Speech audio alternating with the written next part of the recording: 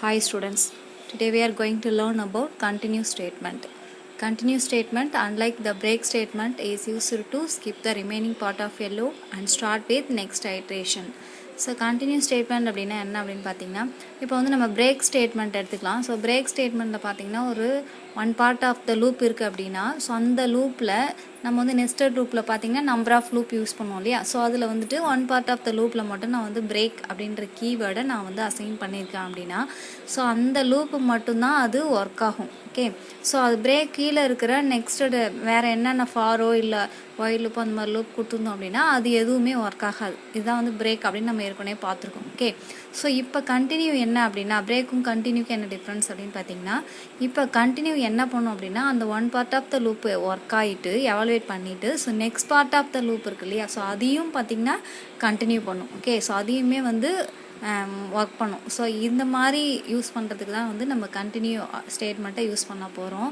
So இந்த continue ஸ்டேட்மெண்ட்டுக்கான Sintex என்ன அப்படின்னு பார்த்தீங்கன்னா, கீவேர்டு கண்டினியூ அப்படின்ற கீவேர்டு. ஓகே, ஸோ இது வெரி வெரி இம்பார்ட்டண்ட்டான 2 மார்க் கொஷின் இது. ஓகே, ஸோ லூப் அப்படின்னாலே என்னன்னு சொல்லியிருக்கணும், ஐட்ரேஷன் அப்படின்னு சொல்லுவோம். ஓகே, ஸோ அதை ஒன் பார்ட் ஆஃப் த லூப்பில் இருக்கக்கூடிய அந்த ஸ்டேட்மெண்ட்ஸை எல்லாமே என்ன பண்ணோம் அப்படின்னா எக்ஸிக்யூட் பண்ணிவிட்டு நெக்ஸ்ட்டு திரும்பவும் ரிப்பீட்டடாக ஸோ நெக்ஸ்ட் ஐட்ரேஷனையும் நமக்கு கண்டினியூ பண்ணுறதுக்காக தான் நம்ம கண்டினியூ அப்படின்ற ஸ்டேட்மெண்ட்டை நம்ம யூஸ் பண்ணுறோம். ஓகே, ஸோ இதுக்கான ஃப்ளோ சார்ட் கொடுத்துருக்காங்க பாருங்கள். ஸோ இதில் வந்து நம்ம வந்து எக்ஸ்ப்ரெஷனை ஃபஸ்ட்டு நம்ம என்ன டெஸ்ட் எக்ஸ்ப்ரெஷன் கொடுக்க போகிறோமோ அந்த எக்ஸ்ப்ரெஷனை நாம் கொடுத்துடலாம். இப்போ ஃபார் எக்ஸாம்பிள் இஃப் போட்டுட்டு n ஈக்குவல் டு 0. ஸோ இந்த மாதிரி நம்ம கண்டிஷன்ஸ் எது வேணாலும் நம்ம அப்ளை பண்ணிக்கலாம். ஸோ இந்த மாதிரி நம்ம கொடுக்குற எக்ஸ்ப்ரெஷன் பார்த்திங்க அப்படின்னா ட்ரூவாக ஃபால்ஸான்னு ஃபஸ்ட்டு செக் பண்ணோம் இல்லையா. ஸோ ட்ரூ அப்படின்னும் போது அந்த பார்ட் ஆஃப் த லூப்போ இல்லை பார்ட் ஆஃப் த ஸ்டேட்மெண்ட்டோ நம்ம என்ன கொடுத்துருந்தாலும் அது எக்ஸிக்யூட் ஆகும். ஓகே, ஸோ இப்போ எக்ஸிக்யூட் ஆகிடுச்சு. ஸோ நெக்ஸ்ட்டு ஸ்டேட்மெண்ட் என்ன கொடுத்துருக்கோம் இல்லை நெக்ஸ்ட்டு லூப் என்ன கொடுத்துருக்கோம், ஸோ அதுவே வந்து நமக்கு திரும்பவும் கண்டினியூ பண்ணணும் அப்படின்னா அதுக்கு தான் கண்டினியூ. ஸோ அது பார்த்திங்கன்னா எஸ் அப்படின்னு ட்ரூ அப்படின்னாலும் திரும்பவும் என்ன பண்ணுது, கண்டினியூ ஆகும். ஸோ எப்போ கண்டிஷன்ஸ் ஃபால்ஸ் ஆகுதோ ஸோ அது வரைக்கும் நமக்கு அது வரைக்கும் ஒர்க் ஆகிட்டு ஃபால்ஸுன்னு வரும்போது எக்ஸிட் ஆகிடும். ஓகே, ஸோ இதுதான் வந்து இதுக்கான flow chart. Okay, so working statement இங்கே கொடுத்துருக்காங்க பாருங்கள். So for loop and while loop, so both லூப்பையுமே யூஸ் பண்ணியிருக்காங்க நெஸ்டட் லூப் மெத்தடில். ஸோ அதில் எப்படி யூஸ் பண்ணலான்னு பாருங்கள். இஃப் கண்டிஷன் கொடுத்தாச்சு. ஸோ இஃப்ன்றது கண்ட்ரோல் ஸ்ட்ரக்சர் ஸ்டேட்மெண்ட்டில் கண்டிஷன்ஸ் அப்ளை பண்ணியாச்சு. ஸோ அது கீழே கண்டினியூ அப்படின்ற கீவேர்ட் கொடுத்துட்டேன். ஸோ இப்போ கீழே பார்த்தீங்கன்னா 2 லூப்புமே யூஸ் பண்ணியிருக்காங்க. Code inside for loop, code outside for லூப்னு கொடுத்துருக்காங்க பாருங்கள். ஸோ 2 லூப்புமே கொடுத்துருக்காங்க. கோட் அவுட் சைட் ஃபார் லூப்பில் போயிட்டு கண்டினியூ அப்படின்ற கீவேர்டை அவங்க டிக்ளேர் பண்ணிட்டாங்க. ஸோ நெக்ஸ்ட்டு இன்னொரு லூப் என்ன யூஸ் பண்ணியிருக்காங்க, while. So while loop use பண்ணியிருக்காங்க. இந்த ஒயில் லூப்புக்குள்ளேயும் பார்த்தீங்கன்னா இஃப் கண்டிஷன் யூஸ் பண்ணியிருக்காங்க. அதுக்குள்ளே பார்த்தீங்கன்னா கண்டினியூ அப்படின்ற கீவேர்டை யூஸ் பண்ணியிருக்காங்க. இந்த கண்டினியூ கீவேர்டுக்கு கீழே பாருங்கள் code inside while loop. So 2 times while loop கொடுத்துருக்காங்க. Code outside while loop, அதுக்குள்ளே 2 ஒயில் லூப் இருக்குது. ஸோ இந்த கண்டினியூ அப்படின்றது outside of the while லூப்பில் கொடுத்துருக்காங்க. ஓகே, ஸோ அது வந்து என்ன பண்ணுவோம், ஸோ நெக்ஸ்ட் லூப்புக்கு கண்டினியூ பண்ணும். ஓகே, ஸோ இந்த மாதிரி நம்ம வந்து கண்டினியூவை யூஸ் பண்ணிக்கலாம். ஓகே, ஒரு சிம்பிள் எக்ஸாம்பிள் ப்ரோக்ராம் பாருங்கள். நம்ம ஏற்கனவே பிரேக் ஸ்டேட்மெண்ட்டில் பார்த்த அதே ப்ரோக்ராம் தான். ஸோ பட் வந்து அதுக்கும் பிரேக்குக்கும் கண்டினியூக்கு என்ன டிஃப்ரென்ஸ் அப்படின்றது இந்த ப்ரோக்ராமை பார்த்தாலே நமக்கு கிளியராக அண்டர்ஸ்டாண்ட் ஆகிடும். ஓகே, ஸோ ஃபார் லூப் பாருங்கள். ஸோ ஃபார் இன் அப்படின்றது கீவேர்ட் நமக்கு நல்லா ஞாபகத்தில் இருக்கும்.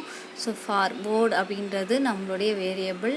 ஸோ வந்து ஸ்ட்ரிங் வேரியபிள் அது, அதனால் நம்ம ஒரு பர்டிகுலர் ஸ்ட்ரிங் கொடுத்துருக்கோம் வித்தின் டபுள் கோட்ஸ்குள்ளே ஜம்ப் ஸ்டேட்மெண்ட் அப்படின்னு சொல்லிட்டு. ஓகே, ஸோ ஃபார் லூப்பை நம்ம எப்போவுமே டெர்மினேட் பண்ணும்போது என்ன பண்ணணும்னா கோலன் கொடுக்கணும் அப்படின்னு நான் சொல்லியிருக்கேன். ஓகே, அதுதான் அங்கே கொடுத்துருக்காங்க.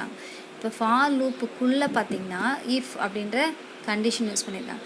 இஃப் கண்டிஷன் என்ன அப்படின்னு பார்த்தீங்கன்னா வேர்டு ஈக்குவல் டு இ அப்படின்னு சொல்லிட்டாங்க. ஸோ நம்மளுடைய வேர்டு என்ன அப்படின்னா இ அப்படின்ற ஸ்ட்ரிங். ஓகே, டபுள் கொட்டேஷனில் கொடுத்தோம் அப்படின்னா அது ஸ்ட்ரிங்காக எடுத்துக்கணும், கேரக்டர்னு சொல்லக்கூடாது. இப்போ வந்து அது வந்து ஸ்ட்ரிங். ஓகே, ஸோ நெக்ஸ்ட்டு வந்து கண்டினியூ ஸ்டேட்மெண்ட் கொடுத்தாச்சு. இப்போ பிரிண்ட் ஸ்டேட்மெண்ட்டில் வேர்ட் கம்மா எண்டுன்னு கொடுத்தாச்சு. ஸோ நெக்ஸ்ட்டு பார்த்தீங்கன்னா print statement end of the program சொல்லியாச்சு. ஸோ ஒரு சிம்பிள் ப்ரோக்ராம் தான். ஸோ இ அப்படின்ற லெட்டர் எங்கே வருதோ ஸோ அந்த லெட்டரோட ஸ்டாப் பண்ணிவிட்டு மற்றது எல்லாத்தையும் ஸ்கிப் பண்ணிடணும் அப்படின்னா நம்ம அந்த இடத்துல பிரேக் கொடுத்துருக்கோம். ஆனால் எனக்கு இ லெட்டர் வர வரைக்கும் பிரிண்ட் பண்ணணும், நெக்ஸ்ட்டு இருக்கக்கூடிய அந்த ஸ்ட்ரிங்கையும் நமக்கு பிரிண்ட் பண்ணணும் அப்படின்றால் தான் நான் வந்து இங்கே கண்டினியூ அப்படின்ற கீவேர்டு நம்ம யூஸ் பண்ணியிருக்கோம்.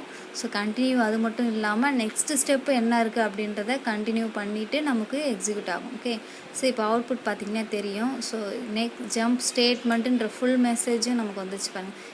STATEயோட ஸ்டாப் பண்ணலை, அதுக்கடுத்து MENT அதுவும் வந்திருக்கு. ஸோ நெக்ஸ்ட் பிரிண்ட் ஸ்டேட்மெண்ட்டில் கொடுத்தது எண்ட் ஆஃப் த ப்ரோக்ராமும் நமக்கு ஒர்க் ஆகுது. ஓகே, இதுதான் வந்து கண்டினியூ ஸ்டேட்மெண்ட்டுடைய ஃபங்க்ஷன். ஓகே, ஸோ இது வெரி இம்பார்ட்டண்ட்டான 2 மார்க். ஸோ ரிப்பீட்டடாக கேட்பாங்க. பிரேக்குக்கும் கண்டினியூக்கும் என்ன டிஃப்ரென்ஸ் அப்படின்னு கேட்பாங்க. ஸோ பிரேக்குக்கு நான் என்ன சொன்ன பாயிண்ட் அதையும் கண்டினியூக்கு என்ன சொன்னமோ அந்த பாயிண்ட்டையும் நோட் பண்ணிக்கோங்க. அதோட டெஃபினேஷன் தான். ஸோ கொடுத்துட்டு அதுக்கான சின்டெக்ஸை மட்டும் ரெண்டுத்துக்குமே நம்ம எழுதினாலே போதும். 2 மார்க்ஸில் கேட்டால் 3 மார்க்ஸில் கேட்டாங்கன்னா கண்டிப்பாக வந்து எக்ஸ்பிளைன் பண்ண சொல்லுவாங்க. ஸோ அப்போ வந்து நம்ம ப்ரோக்ராமும் கண்டிப்பாக எழுதணும். ஓகேவா? ஸோ இந்த ப்ரோக்ராமுடைய அவுட்புட்டை பற்றி தான் எக்ஸ்பிளைன் பண்ணியிருக்கோம். So the above program is same as the program we had written for break statement except that we have replaced in with continue. As you can see in the output, except the letter E, all the other letters get printed. Okay, புரியுதா? So இப்போ பார்த்தீங்கன்னா book back 1 மார்க்லாம் வந்து நான் கொடுத்துருக்கேன். So இந்த 1 மார்க்ஸ்க்கான answers என்னன்னு நீங்கள் find out பண்ணி நாளைக்கு எனக்கு ஸோ எல்லாருமே ரிட்டர்ன் பண்ணி காமிங்க. Okay students, thank you.